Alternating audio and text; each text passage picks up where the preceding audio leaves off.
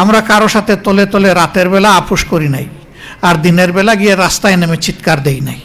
আমাদের একমাত্র দোষ ছিল আমরা আধিপত্যবাদ মেনে নেইনি। ২৪ সালের ৩১শে জুলাই বাংলাদেশ জামাতে ইসলামীকে নিষিদ্ধ করার সকল আয়োজন সম্পন্ন হয়েছিল। কি কারণে তারা ৩১শে জুলাই করে নাই তারাই ভালো বলতে পারবে।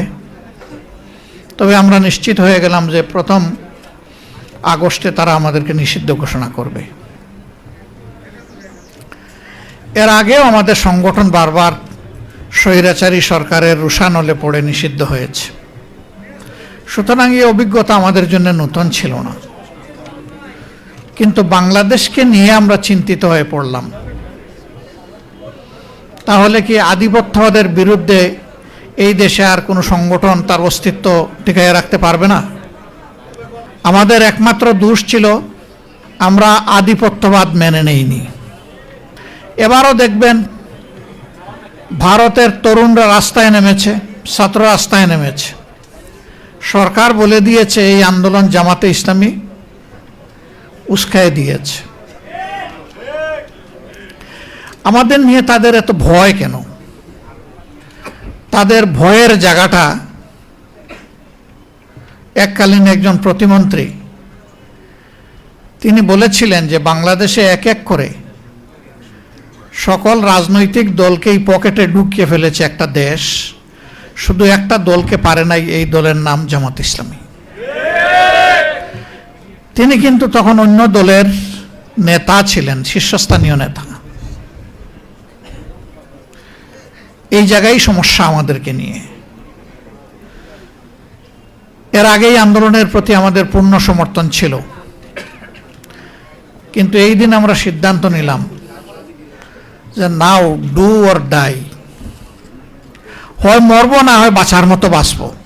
এই জন্য কোনো দলের শীর্ষ নেতারা যখন বলেছেন এই আন্দোলনের সাথে আমাদের কোনো সম্পর্ক নাই, এটা ছাত্রদের আন্দোলন, একই দিনে বাংলাদেশের কণ্ঠস্বর হিসাবে জামাতে ইসলামের সেক্রেটারি জেনারেল দলের পক্ষ থেকে দায়িত্ব পেয়ে তিনি প্রেস কনফারেন্স করে বলেছেন যে আমরা জামাতে ইসলামীর সাথে সম্পৃক্ত সকলকে এবং দেশবাসীকে আজকে তরুণ সমাজের পাশে দাঁড়ানোর জন্য, ঝাঁপিয়ে পড়ার জন্য আমরা আহ্বান জানাচ্ছি। একই দিন দুইটা স্টেটমেন্ট এসেছিল। মহান আল্লাহর ইচ্ছা এবং সাহায্যে জনগণের এই আন্দোলন তরুণ সমাজের নেতৃত্বে যখন সফল হলো, তখন আল্লাহর কসম আজ পর্যন্ত এই আন্দোলনের কোনো কৃতিত্ব আমরা দাবি করি নাই। আমরা বলি নাই যে আমাদের এতজন শহীদ হয়েছে আমাদের দলের, আমরা বলি নাই যে আমাদের দলের কেউ এই আন্দোলনের মাস্টার মাইন্ড ছিলেন। আপনারা সবাই তার সাক্ষী। আমরা ৬ তারিখ থেকে বলি নাই যে আগামীকালকে নির্বাচন দিয়ে দেন। আমরা ২-৪টা আবেদন জানিয়েছিলাম। প্রথমত আমাদের দলীয় সহকর্মীদেরকে, কারণ এই দলটি বড় মজলুম দল ছিল, যেই দলের এক এক করে ১১ জন নেতাকে হত্যা করা হয়েছে ঠান্ডা মাথায়, ১,০০০ কর্মীকে হত্যা করা হয়েছে ঠান্ডা মাথায়, নারী পুরুষ শিশু বৃদ্ধ, কোনো বাছ বিচার ছিল না। যেই দলের কর্মীদেরকে যেখানেই সামান্য কোনো চিহ্ন পাওয়া গেছে চাকরি থেকে বরখাস্ত, বাড়িঘর থেকে বিতাড়িত, ব্যবসা প্রতিষ্ঠানের দখল নিয়ে নিছে, সেই দলটা কি পরিমাণ কষ্টে ছিল এটা বুঝাই যায়। আমরা কারো সাথে তলে তলে রাতের বেলা আপোষ করি নাই, আর দিনের বেলা গিয়ে রাস্তায় নেমে চিৎকার দেই নাই, এবং আমরা স্বৈরাচারের পারমিশন নিয়েও রাস্তায় নামি নাই, ওই পারমিশনের তোয়াক্কাও আমরা করি নাই। আমাদের যেটুকু সামর্থ্য ছিল দফায় দফায় তাই নিয়ে স্বৈর শাসনের আমরা প্রতিবাদ করেছি। আমরা আহ্বান জানালাম যে এই দেশ আমাদের, আমরা দেশকে ভালোবাসি, আপনারা শান্ত থাকুন, ধৈর্য ধরুন, আইন শৃঙ্খলা ফিরিয়ে আনতে নিজেরা উদ্যোগী হন, এবং কারো উপর থেকে এখন কোনো প্রতিশোধ নেবেন না। তবে বিচার পাওয়ার অধিকার সবার আছে।